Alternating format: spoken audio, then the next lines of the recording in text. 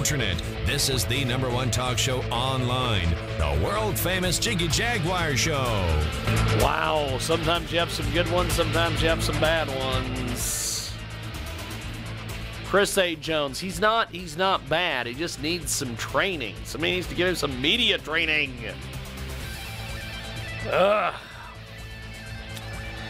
Get a hold of us online, jiggyjaguar.us. You can stream the show live, 24/7 replay, exclusive news and programming information. And online at jiggyjaguar.com. The Mix on Tuesdays, Memorial Day Sunday radio broadcast. It's happening right now. Download our app, jiggyjaguar.us. You can stream the show live, 24/7 replay, exclusive news, programming information. I'm going to do my duck face like Burgess. You can see us on Skype. That's where we are. If you can see us on Skype, then you've hacked my computer. If you can see us on Skype, you're probably watching us on the app. That's it. I don't know. We got to get our next guest on the line here. It's top of the hour time, as they say. It is top of the hour time. Top of the hour time. Whoa! Top of the hour time. That's it. That's the call, as they say. The website of record. That's old school. JiggyJaguar.com. Jigman Freud Radio. The number you are calling from has been associated with high-volume calling you. I know. To continue, press 9-8. How about we just do this? Let's just hang up and call them back. That'd work.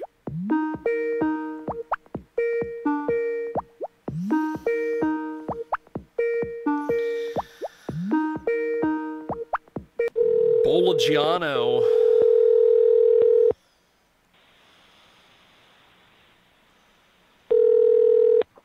Hello. David, how are you? It is James Lowe with KJAG Radio and The Mix calling you for your radio interview. How are you, sir?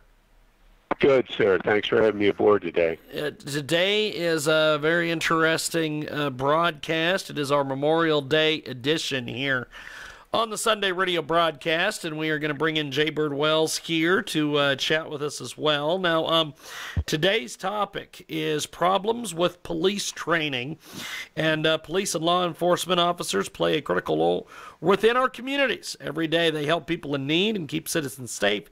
Every day without proper assessment, selection, training, supervision, they also have the potential to disrupt people's lives in an unhealthy manner. And with us today, of course, is David Bolgiano, and I'm sure I probably just butchered his last name. I apologize.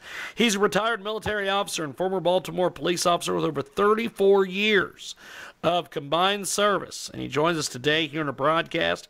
He has Virtuous Policing, which is the latest book from him. Tell us a little bit about this topic, my friend.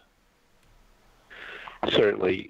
First of all, police officers are always going to be in a situation where they're interacting with the public in a coercive manner. Nobody calls the police to celebrate a good occasion. So that's kind of the first hurdle that the public needs to understand. But what the police need to understand is this.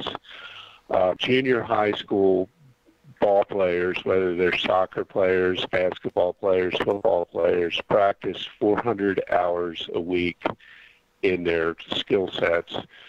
And police officers, and sadly most soldiers and people at war, practice in deadly force encounters, situational training exercises, less than 4 hours a year.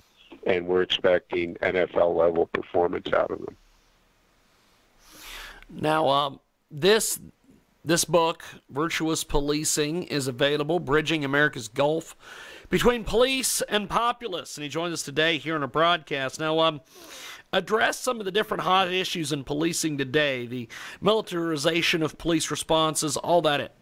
Talk to us about it. Sure. When I started in Baltimore in the projects, if you see the television show The Wire, that was where I worked in Baltimore, a very high crime area. But I had the luxury of having fantastic first-line supervisors. We called them Iron Sergeants. And my particular sergeant, Jeff Rosen, taught me, number one, being poor is not a crime. Your job is to protect the 98% of the people that are just trying to survive from the 2% predators. And always treat that 98% with deference and love. And I was very fortunate to have somebody like Jeff, but I think there's a real lack of Iron Sergeants today in our police culture out there. We've got the author of Virtuous Policing. Jay, jump in there.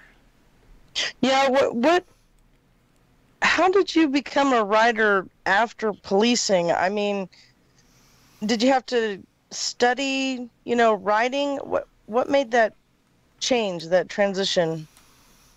Sure. I went to night school for both undergraduate and law school while a police officer, so I was getting about 4 hours sleep a night. But I took my undergraduate degree at Loyola in English writing, so I had that foundation of strong Jesuit education and formation of logic and writing, and I've always had a passion about the English language.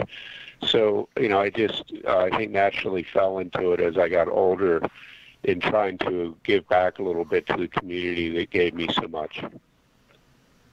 I don't know how I guessed that, but I guessed that about you, so that's cool.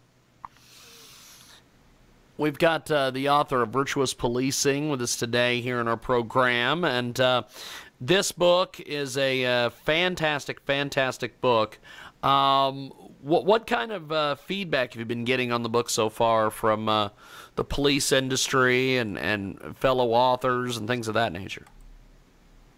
Yeah, I tell you, the best compliment I got was from a patrol sergeant in the Philadelphia area, and he wrote this. He goes, every police officer is not going to like what they read in this book, but every police officer needs to read what's in this book. And that in itself, that one comment really struck home with me, because we praise police in the book, but we also criticize them where they need to be criticized. I'll give one example. I think the worst thing to happen to policing in the latter part of the 20th century was that show Cops that kind of glorified what I call the bully cop. Treating people right off the bat with, I'm in charge and it's my way or the highway. And, as a police officer, I rarely devolved to that attitude, but that was kind of amped up and glorified in that program. And it's kind of become pervasive, in my view, throughout the country. So you've got haters in the cop community. Does it create any hardships with non-cop people, civilians? Yeah, it sure does. And I'll give an example here. When I used to do car stops, for a traffic violation or for whatever reason, I would go up and identify myself. I'm Officer Bolgiano, Baltimore Police Department. The reason I pulled you over was because you failed to stop at that stop sign, or whatever the reason was. My please see your driver's license and registration. Now I see, and I've experienced this myself, getting pulled over. Do you know why I pulled you over? Well, that statement or question immediately sets up a confrontational type environment, and I feel like glibly responding, well, no, I don't have a crystal ball, but I don't want to get a ticket, so I don't say that. So, just little things like that they may not teach in the academy that a good field training officer or sergeant should be on the lookout for. And I don't think that's happening enough as it ought to. So there's become kind of like a more open communication where you just kind of spout your feelings instead of spouting kind of what you should be trained to do? Yeah, just, it's treat everybody with extreme deference and professionalism until they've demonstrated that that doesn't work. You can always get nasty. I would, pull over people that may have been a little tipsy and, give them an option, hey, park your car, call your wife, your family member, get a cab, and come back in your car tomorrow. Okay. And I get letters from Naval Academy graduates that say, you saved my career. Thank you. Instead of going out and, hunting down, being statistics driven and looking for the arrest of 5 kids smoking a joint in a car. It's being a peace officer instead of a law enforcement officer. And I think we need more peace officers out there. Are police officers overworked? I think if I read the statistics a long time ago, there's way more civilians than police officers. Does that factor in, like, cops being extra tired? I mean, yeah, police are overworked with kind of silly calls. I mean, they're not getting screened out anymore. People call, the police because their dishwasher's broken, or just insane calls that used to be screened out by the dispatcher. Now, for fear of angering the populace, they send police to every little problem in the community. So I think there's a lot more police-populace interface than when I was patrolling. Yeah, but that still might be city to city. I mean, because there's other cities where they'll sit there and say, well, hey, you got a skunk, you deal with it yourself. Yeah, no, and I got a great deal of satisfaction. I got a call one night for a woman called with her basement flooded. And when I got there, your first kind of smart aleck response is call a plumber. And I looked down the basement steps and I saw an elderly lady with a mop and a bucket. And I looked at her forearm and she had numbers tattooed on her forearm. Oh. She was a Holocaust survivor. Without hesitation, I went down and mopped her basement. That's just the right thing to do. I changed tires in the rain for people that couldn't do it. And, that service-oriented mentality, I think, is being bred out of our policing. Now, a lot of it has to do with officer safety. I mean, there are concerns out there.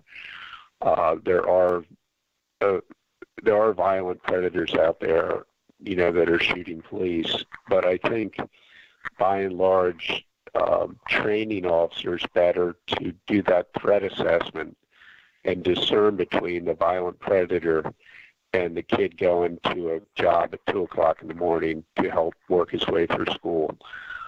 Those are the things that take persistent, high-level, good situational training exercises. They cost money, and municipalities are short on money. Yeah. Well, as of civilians, too. Getting money, tickets over stupid things that they could be out hunting for, like, molesters or something. Yeah, I mean, I always get that. If I had to pull somebody over and give them a moving violation, that's usually the first thing I hear is, why aren't you out catching bank robbers? And, my job right now is to do traffic enforcement because we have speeders on the street that has a lot of children. So police can't be everywhere. Trust me, most cops want to be catching bank robbers and evil people, but they also have local enforcement jobs to do. for public safety. And that's a fine balance, where, how to do that. That devolves back to that good first-line police sergeant supervisor that balances that. We've got now, did I read right that you had several authors on this besides yourself? I did. Yes, ma'am, I did. I had my friend Morgan Banks, who is an operational psychologist, and Colonel Jim Patterson, a Special Forces qualified soldier. Both Morgan and Jim worked at Army's Delta Force for a number of tours, and are very, very insightful, smart folks. And we started this pre-Ferguson. We started writing this in July of 2015, a month before Ferguson broke. So, we recognize this issue popping up, and we wanted to offer some solutions on how to fix it. Did you get together and write it together, or did you each take a section and write certain sections, or did you just edit each other's works? I mean, how does that work? Yeah, that's a great question, because, for a lot of budding authors out there, it's helpful to know how people do it. And what we did is we got together in a conference call and decided, hey, what areas did each of us want to address? And then we would write chapters concerning that area, and then we'd merge it, and then we'd start a round robin of editing. So I'd do my editing with track changes, send it to Jim, he'd do his, send it to Morgan, and we did that probably 100 times before we ended up with our final product. It takes a lot of work. I mean, I write quickly. I'm blessed with that. But also editing takes time, and it takes a lot of energy. So, we put a lot of many thousands of man hours into getting the book written, and we're very proud of it. Did you have a lot of family and friend support? Did you have people that didn't want to read the book? Yeah, our families are extraordinarily supportive, as they have been through, multiple combat deployments, police work, and, all the things we've done in our careers. We've been blessed with having loving, supportive families. But we also did reach out to colleagues. My first SWAT sergeant, Jeff Rosen, I would send him drafts of chapters, and then some other SWAT leaders around the country that I know and trust as virtuous police leaders, and they were kind enough to offer their time to write comments in the margins, and we incorporated most of those. Well, I'm proud of you. That was a big collaboration. Oh, thank you. We're hoping we can generate some buzz and discussion. I've been out giving lectures to different states, chiefs of police associations, having adult conversations about some of the problems we identify in the book, and hopefully we can bring our country together. I mean, we have two choices. We can either throw our hands up and say Baltimore and a lot of cities will become the next Detroits, or we can pitch in and pull together and bring our communities together, and I'd much rather have the latter. I agree. Well, before we let you go, my friend, how do we find you? How do we find you and connect with you and all this?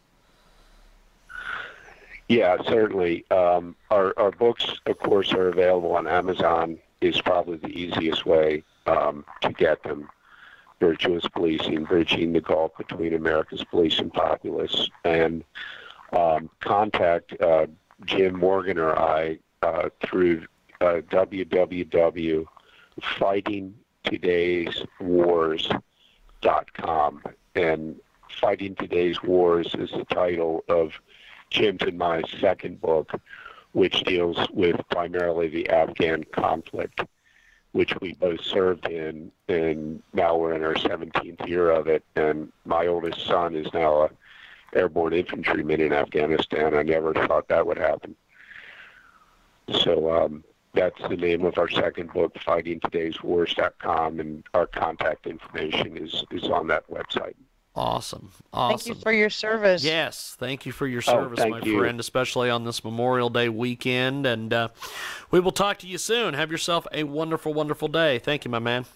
God bless you all. Thank you. Appreciate Bye-bye. it. There they go, and there we go. We're going to take a time out and come back with more.